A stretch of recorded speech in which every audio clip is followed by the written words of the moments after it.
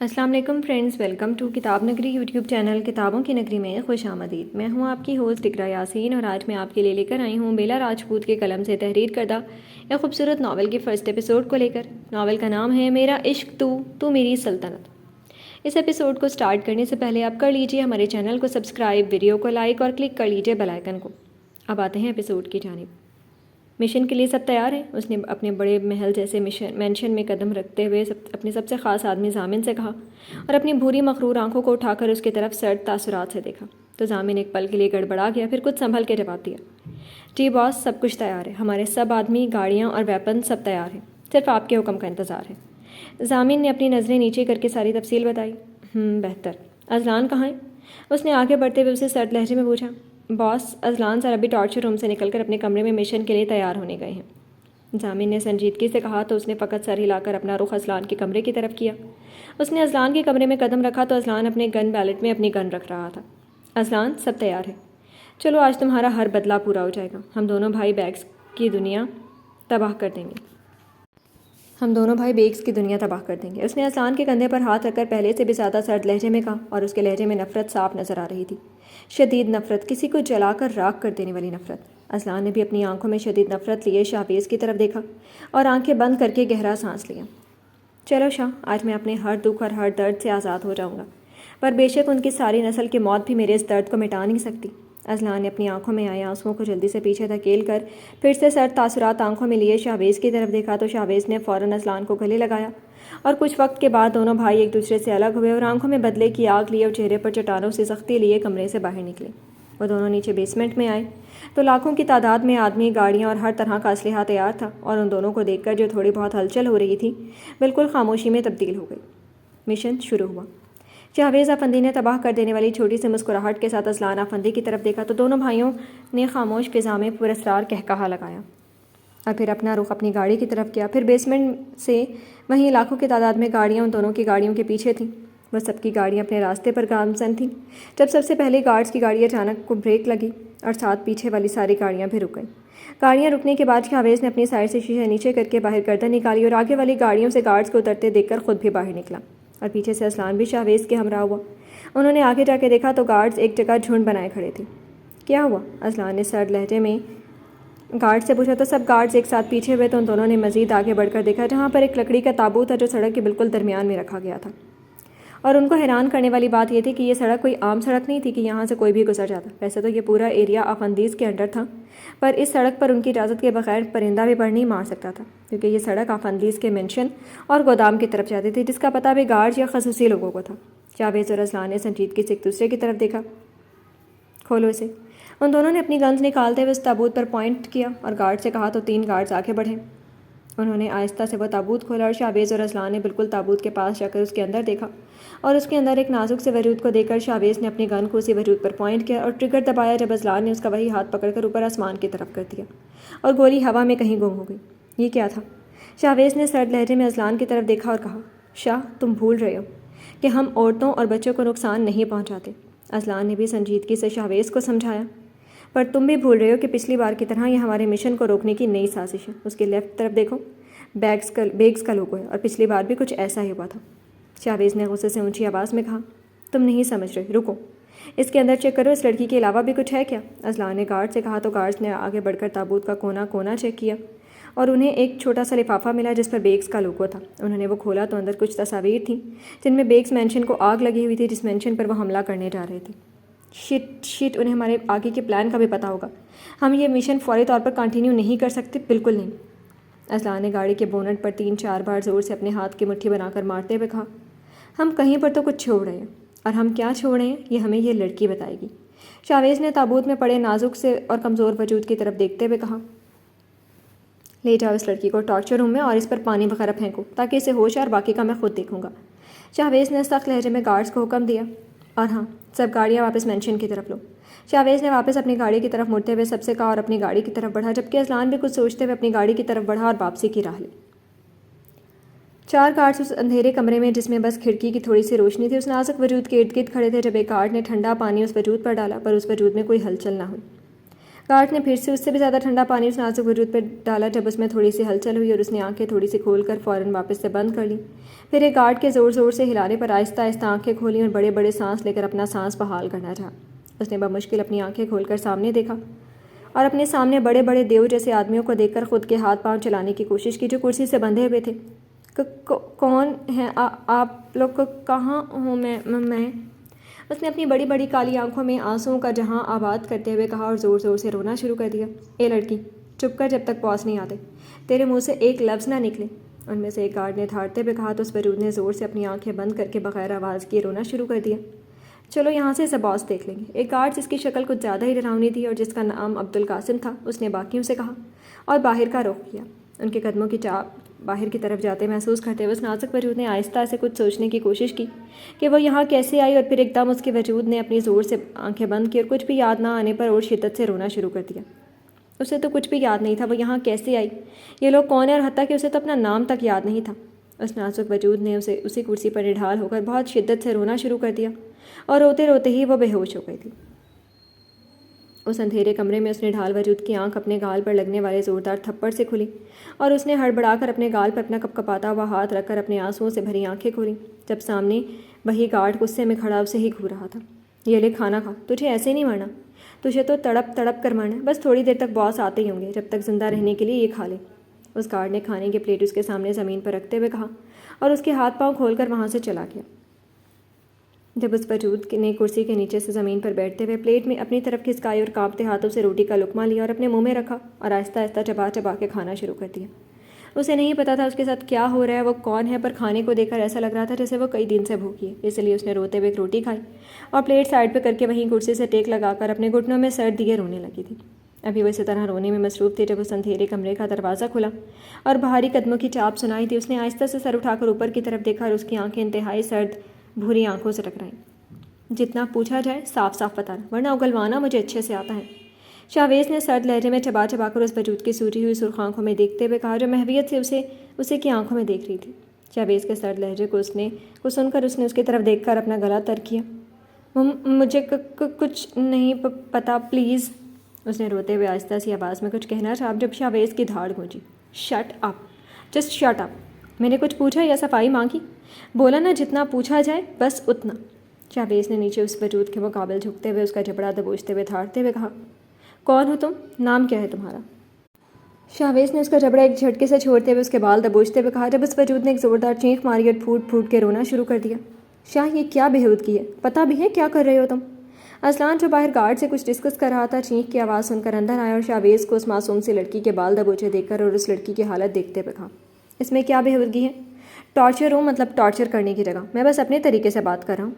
شاویز نے اصلان کی بات پر کان دھرے بغیر اپنے اصلی سرد لہجے میں کہا پہلے پوچھ کچھ تو کر لو، کیا پتہ اسے کچھ پتہ ہو یا نہ ہو، شکل دیکھو اس کی، لگتا ہے یہ ایسا کچھ کر سکتی ہے۔ اصلان نے آگے بڑھ کر شاویز کا چہرہ اس نازک نڈھال وجود کی طرف دیکھا جو بس رونے میں مصروف تھی۔ ٹھیک ہے، شاویز نے پیچھے ہو کر ایک کرسی پر بیٹھتے ہوئے پرسکون لہجے میں کہا تم ٹارچر کرو اسے اور اگلواؤ، سچ میں یہیں بیٹھا ہوں۔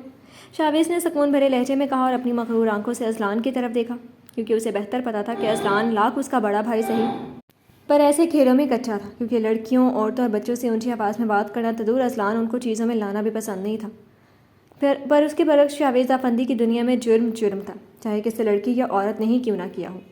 اسے اپنے راستے میں آئے کانٹے شدید ناگوار گزرتے تھے اور پھر ان کو جڑ سے ختم کرنا ہی اس کا پہلا جنون ہوتا تھا۔ لڑکی، نام کیا ہے تمہارا؟ اصلان نے سنجیدگی سے ربدار آواز میں اس وجود سے پوچھا جو رو رو کر ہلکان ہو چکی تھی۔ اصلان کے پوچھنے پر اپنا چہرہ اوپر کر کے اصلان کی طرف دیکھا۔ بولو، ایسے کیا دیکھ رہی ہو؟ اصلان نے اسے اپنی طرف خالی خالی آنکھوں سے دیکھتے ہوئے کہا مجھے نام نہیں پتہ میرا، مجھے سچ میں کچھ یاد نہیں۔ اس وجود نے انتہائی معصومیت سے روتے ہوئے کہا تو اصلان کو نہ چاہتے ہوئے بھی اس پر بہت ترس آیا تھا۔ دیکھا، جھوٹ بول رہی ہے، اسے کیسے کچھ یاد ہی نہیں ہے، یہاں تک کہ اسے اپنا نام بھی۔ ہاں، شاویز نے اس کی بات ختم ہوتے ہی اپنی جگہ سے اٹھتے اونچی آواز میں کہا تو اس وجود نے تڑپ کر اس جلاد کی طرف دیکھا۔ نہیں، قسم سے میں جھوٹ نہیں بول رہی، مجھے سچ میں کچھ یاد نہیں آ رہا، پلیز میرا یقین کریں، اس نے روتے اور گڑ گڑاتے ہوئے کہا۔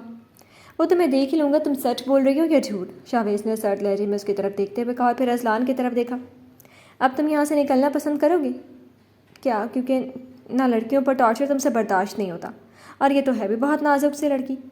شاویز نے پہلے اصلان کی طرف دیکھتے ہوئے سرد لہجے میں کہا اور پھر اس نازک وجود پر ایک نظر ڈالتے ہوئے کہا، ٹھیک ہے شاہ، پر تھوڑا دھیان سے، اس کی حالت دیکھو۔ اصلان نے شاویز کی طرف دیکھتے ہوئے سنجیدگی سے کہا اور وہاں سے نکلتا چلا گیا ان دونوں کو اکیلا چھوڑ کر۔ شاویز نے کرسی بالکل اس کے سامنے رکھی، اس پر بیٹھتے ہوئے اس نے وجود کو دیکھا جو زمین کی طرف دیکھتے ہوئے رونے میں مصروف تھی۔ شاویز نے تھوڑی سی اس کا چہرہ پکڑ کر اوپر کی طرف کیا اور بھوری مغرور آنکھیں کالی معصوم آنکھوں سے ٹکرائیں، اور پھر شاویز افندی کو لگا جیسے ساری دنیا رک گئی ہو۔ معصوم کالی آنکھیں جو رونے کے باعث سرخ اور سوری ہوئی تھیں، اور ان پر سایہ کیے ہوئے لمبی لمبی پلکیں، سفید کھال جن پہ رونے کے باعث سرخیاں کھلی ہوئی تھیں، پر اسے اس فاصلے پر بھی بہت نرم لگ رہے تھے کہ اس کا دل کیا وہ ایک بار انہیں چھو کر دیکھے، اور سرخ لرزتے ہونٹ کو دیکھ کر اس نے اپنا وجود، اپنا چہرہ مزید نیچے کی طرف کر کے اس وجود کے برابر کیا، اور ابھی کچھ کرتا کہ اس وجود نے زمین پر بیٹھے بیٹھے اس کی نزدیکی محسوس کر کے پیچھے ہونا چاہا، جب شاویز افندی کا سارا تسلسل، سارا خمار بھگ سے اڑا، اور اس نے ایک جھٹکے سے اس کا چہرہ چھوڑا اور اپنے چہرے پر ہاتھ پھیر کر خود کو کمپوز کیا، اور آنکھوں میں سرخی لیے اس وجود کی طرف دیکھا جو جھٹکے کے باعث پلیز مجھے کچھ نہیں پتہ میں یہاں کیسے آئی اور میرا نام کیا ہے۔ اس نے پھر سے زمین پر شاویز کے قدموں میں بیٹھتے ہوئے کہا، اور شاویز نے پرسوچ نگاہوں سے اس کی طرف دیکھا۔ مجھے ایسا نہیں لگ رہا کہ تم سچ بول رہی ہو، تو اس لیے چلو اب شاباش، اچھے بچوں کی طرح سچ بتا دو ورنہ۔ شاویز نے پرسکون لہجے میں اس کی طرف دیکھتے ہوئے کہا، وہ ورنہ کیا؟ ہاں ورنہ کیا؟ میں جو کب سے گڑ گڑا رہی ہوں نظر نہیں آتا جلاد ہیں آپ مجھے یہاں؟ اس نازک وجود نے شاویز کے قدموں میں سے اٹھتے ہوئے چیختے ہوئے کہا۔ اسے نہیں پتا تھا اس میں اتنی ہمت کہاں سے آئی، پر ابھی وہ چپ ہوتی یا کچھ اور کہتی اس کے بال پھر سے شاویز کی آہنی گرفت میں تھے۔ شاویز نے ایک جھٹکے سے اس کا سر اوپر کیا اور اپنی خون چھلکاتی آنکھوں سے اس کی طرف دیکھا جو اس طرح بولنے پر اب پچھتا رہی تھی اور زور سے آنکھیں بند کر کے رونے میں مصروف تھی۔ آئندہ اپنی زبان کو قابو میں رکھنا ورنہ ایک سیکنڈ نہیں لگاؤں گا تمہاری جان لینے میں، شاویز نے اس کے منہ پر غراتے ہوئے کہا۔ آپ پلیز مجھ پر یہ احسان ہی کر دیں، مجھے مار دیں۔ اس وجود نے بند آنکھوں سے ہی روتے ہوئے شاویز سے کہا، تو شاویز افندی کا کہا خاموش فضا میں گونجا۔ ایسے کیسے؟ اتنی آسانی سے مار دوں؟ ویسے بھی جب بھی یہاں اس جگہ آ جائے اس کی لاش یہاں سے پھینکی جاتی ہے، کیونکہ بچ کے نکل جانا ناممکنات میں سے ایک ہے۔ تم بھی یہاں پر مر جاؤ گی لٹل کپ کیک، پر اتنی جلدی نہیں۔ تم نے ہمارا مشن رکوایا جس کی میرے بھائی نے دن رات ایک کر کے پلاننگ کی ہے، اور جب اس کو سکون ملنے جا رہا تھا، اس کا بدلہ پورا ہونے جا رہا تھا، تم بیچ کا کانٹا بنی، اور مجھے میرے راستے کے کانٹے پسند نہیں، تو میں انہیں نکال پھینکنا ہی بہتر سمجھتا ہوں۔ شاویز نے اس کی آنکھوں میں دیکھتے ہوئے ایک بات دانت پیستے ہوئے بتائی، جبکہ اس وجود کو شاویز کی آنکھوں میں صرف اور صرف نفرت نظر آئی، شدید نفرت۔ پر مجھے تو کچھ نہیں پتا، آپ پلیز مجھے جانے دیں۔ اس وجود نے پھر سے روتے ہوئے بالکل ٹوٹے ہوئے انداز میں شاویز کے قدموں میں گرتے ہوئے کہا، تمہیں ہی تو پتہ ہے، سب پتہ ہے، اٹھو اوپر۔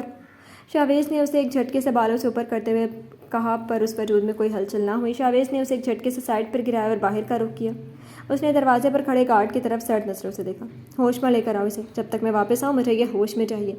اس نے اسی سرد لہجے سے گارڈز کو حکم دیا اور وہاں سے قدم باہر کی جانب بڑھائے۔ شاویز ابھی اپنی مینشن والے آفس میں بیٹھا تھا جب دروازہ کھول کر اصلان اندر آیا۔ تم نے کیا کیا اس لڑکی کے ساتھ؟ اصلان نے سنجیدگی سے اس کے سامنے والی کرسی پر بیٹھتے ہوئے کہا، فی الحال تو کچھ نہیں کیا، پر اسے سچ اگلوانا ہوگا، کسی نہ کسی طرح وہ بہت مددگار ثابت ہو سکتی ہے اگر سچ بتائے تو، پر لگتا ہے کافی ٹرینڈ ہے، جو کچھ بول ہی نہیں رہی۔ شاویز نے اپنے سامنے رکھی فائلز کو سائڈ پر کرتے ہوئے اپنی پوری توجہ اصلان کی طرف کی اور اسے بتایا، سیریسلی تمہیں لگتا ہے کہ وہ ایسا کچھ کر سکتی ہے جس کی خود کی حالت رحم کے قابل ہے؟ اسے دیکھ کے لگتا ہے کہ وہ اسے ان لوگوں نے بھیجا، کیا پتا اسے انہوں نے بس مشن سٹاپ کرنے کے لیے اٹھا لیا۔ اصلان نے شاویز کے سامنے اپنی بات رکھی اور اس کی طرف دیکھا۔ یہ ہو سکتا ہے، پر ایسا ہے نہیں، اس کی گردن پر بیگز کا لوگو ہے، میری بات سمجھ رہی ہو نا؟ شاویز نے اصلان سے کہا، تو اس نے آنکھوں میں ڈھیروں حیرانی اور پریشانی سموئے اس کی طرف دیکھا۔ یہ تمہیں اس سے اتنی ہمدردی کیوں ہو رہی ہے؟ تمہاری آنکھوں میں پریشانی کس بات کی ہے؟ شاویز نے سنجیدہ لہجے میں اصلان سے پوچھا۔ نہیں کوئی ہمدردی تو نہیں، پر مجھے ایسا لگتا ہے کہ اس کا کوئی قصور نہیں ہے، وہ معصوم ہے۔ وہ تو میں پتہ کر ہی لوں گا، اس لیے تو آج جا رہا ہوں، اور اگر میرا شک درست ہوا تو تمہاری اس معصوم لڑکی کو میں آتے ہی اللہ کے پاس پہنچا دوں گا۔ شاویز نے سرد لہجے میں اپنی بات ختم کی، اور ہاں میرے جانے کے بعد اس کا ڈوز ڈیلی دیا جائے گا، گارڈز دیں گے، کیونکہ وہ ہمارے ہمارے آفندیز کے بیسمنٹ میں ٹارچرنگ روم میں ہے، پر فی الحال اس کے ساتھ کچھ نہیں ہوا، پر تم بہتر جانتے ہو کہ وہاں سے کوئی بھی زندہ واپس نہیں گیا ہے نا، تو بس اس لیے۔ شاویز نے اصلان کو اپنے ارادوں کے بارے میں بتایا اور ایک شاطر مسکراہٹ اس کی طرف اچھالی، جس سے اصلان تو بخوبی سمجھ گیا تھا، کوئی اور ہوتا تو کیا پتا اس کو صرف ایک مسکراہٹ ہی سمجھتا۔ نہیں شاہ، اسے میں بھی تو ایسے ٹارچر دے سکتا ہوں، پہلے تو کبھی یہ کام گارڈز کو نہیں دیا گیا، اذلان نے سنجیدگی سے کہا، کیونکہ اسے بخوبی ہر چیز سمجھ آ رہی تھی کہ شاویز نے گارڈز کو اس لڑکی کو ٹارچر کرنے کا نہیں بلکہ سیدھا مارنے کا حکم دیا ہوگا، اور اذلان کو یہ بھی سمجھ آ رہی تھی کہ وہ اس لڑکی کے لیے نرم گوشہ رکھتا جو شاویز کو بالکل قبول نہیں تھا، اور یہ تو اس کے اصولوں کے خلاف تھا کہ کوئی بھی چیز بیگز کی ہو اور صحیح سلامت موجود ہو، اور ہو بھی ان کی پہنچ میں، یہ چیز ان دونوں کو ہی ناقابل قبول تھی۔ پر اذلان کو لڑکی معصوم لگتی تھی اور اسے کسی بے حد اپنے کی یاد دلاتی تھی، جس کی وجہ سے وہ چاہ کر بھی اسے نقصان نہیں پہنچا پا رہا تھا، اور یہی بات شاویز کو اچھی نہیں لگ رہی تھی۔ تم بہتر جانتے ہو کام میں نے تمہارے ذمہ کیوں نہیں لگایا، شاویز نے اذلان کی آنکھوں میں دیکھتے ہوئے کہا اور اپنی کرسی سے اٹھ کر باہر کی راہ لی۔ رکو شاہ، میری بات سنو۔ ابھی شاویز دروازے کی طرف بڑھ رہا تھا جب اذلان نے اسے روکا۔ تم اگر اس لڑکی کا ہی پتہ کرنے جا رہے ہو تو پتہ کرنے تک اسے زندہ رکھو، تم نے کہا تھا وہ لڑکی ہماری کچھ ہیلپ کر سکتی ہے۔ ہاں ہاں ہاں، ہم دونوں واقعی بھائی ہیں، اذلان کی بات کو سمجھتے ہوئے شاویز نے کہا لگاتے کہا۔ کیوں، تمہیں پہلے شک تھا؟ شاویز کے اس طرح ہنسنے پر اذلان نے جلے بھنے انداز میں کہا، کیونکہ اسے پتہ لگ گیا تھا شاویز اچھی طرح اس کی اس بات کہنے کا مقصد سمجھ گیا۔ اذلان بھلے ہی شاویز کا بڑا بھائی تھا، پر 4 قدم آگے اس سے اس کا چھوٹا بھائی شاویز رہتا تھا، اس کا شاہ، جس نے اپنے بڑے بھائی کے بدلے کے لیے یہ مافیا کی سیٹ سنبھالی تھی، اپنے آپ کو ایک جلاد بنا لیا تھا۔ اسے اس وقت سنبھالا جب اس سے یہ دنیا ایک اذیت کے سوا کچھ نہیں لگتی تھی۔ ہاں نا، تم کبھی کبھی ایسی حرکتیں کر جاتے ہو کہ مجھے میرے بھائی نہیں لگتے۔ ابھی دیکھ لو، اس لڑکی نہیں، اس معصوم لڑکی کو بچانے کے لیے میری بات مجھے واپس دیتی کہ میں اسے نہ ماروں۔ ہاں ہاں ہاں، شاویز نے پھر سے ہنستے ہوئے کہا، کیونکہ یہ اس کی یہ ہنسی بھی صرف اس کے جان سے عزیز بڑے بھائی نہیں دیکھی تھی، دنیا کے لیے تو وہ جلاد تھا۔ اذلان نے بھی خود کے پکڑے جانے پر ہنستے ہوئے شاویز کی طرف دیکھا، اور جب دروازے کے ساتھ ٹیک لگائے کھڑا اسے ہی دیکھ رہا تھا کہ اسے ایک حادثے کے بعد یہ چھوٹی سی مسکراہٹ یہ اذلان کی شخصیت کا خاصہ تھی۔ کھل کے ہنسنا تو وہ بھول ہی گیا تھا، اور یہ مسکراہٹ دیکھنے کے لیے بھی مہینے لگ جاتے تھے، اور آج اذلان کے چہرے پر یہ مسکراہٹ صرف اور صرف اس لڑکی کی وجہ سے تھی۔ شاویز نے مسکراتے ہوئے آہستہ سے اپنے بازو اذلان کی طرف دیکھتے ہوئے کھولے تو اس کا اشارہ سمجھتے ہوئے اذلان اپنی کرسی سے اٹھا اور اس کی طرف بڑھا۔ شاہ یار، اذلان نے زور سے شاویز کے گلے لگتے ہوئے کہا تو شاویز نے بھی ہنستے ہوئے اسے گلے لگایا۔ ٹھیک ہے، جب تک اس لڑکی کا سچ سامنے نہیں آ جاتا میں اسے نہیں ماروں گا، اب یہ سب کرنے کی ضرورت نہیں ہے، شاویز نے شرارتی انداز میں کہا تو اذلان نے پیچھے ہو کر گھور کر اسے دیکھا۔ ہاں، مجھے اس لڑکی سے ہمدردی ہے، پر اتنی بھی نہیں کہ اپنے شاہ سے گلے لگنے کے لیے اس کا استعمال کروں۔ اذلان نے اس کے پیٹ میں آہستہ سے مکہ مارتے ہوئے کہا، اچھا، ہاں، پر اگر مجھے اس لڑکی کی انفارمیشن میں ذرا سی بھی گڑبڑ نظر آئی میں 1 سیکنڈ نہیں لگاؤں گا اسے مارنے کے لیے۔ شاویز نے پہلے جان بوجھ کر درد کی ایکٹنگ کرتے ہوئے اور پھر ایک دم سیریس ہوتے ہوئے اذلان سے کہا، تو اس نے آہستہ سے ہاں میں سر ہلایا۔ اوکے، اب میں چلتا ہوں، آدھے گھنٹے کے بعد مجھے نکلنا ہے، شاویز نے ایک بار پھر اذلان کے گلے لگتے ہوئے کہا، اور اپنے کمرے کا رخ کیا تو اذلان نے بھی اپنے کمرے کا رخ کیا۔ جی تو فرینڈز، کیسے لگی آپ کو ناول کی فرسٹ ایپیسوڈ؟ میں امید کرتی ہوں کہ آپ سب کو یہ ایپیسوڈ پسند آئی ہوگی۔ کمنٹ سیکشن میں اپنی رائے کا اظہار کرنا مت بھولیے گا۔ پھر حاضر ہوں گے ناول کی نیکسٹ ایپیسوڈ کے ساتھ، تب تک کے لیے اجازت دیجیے، شکریہ، اللہ حافظ۔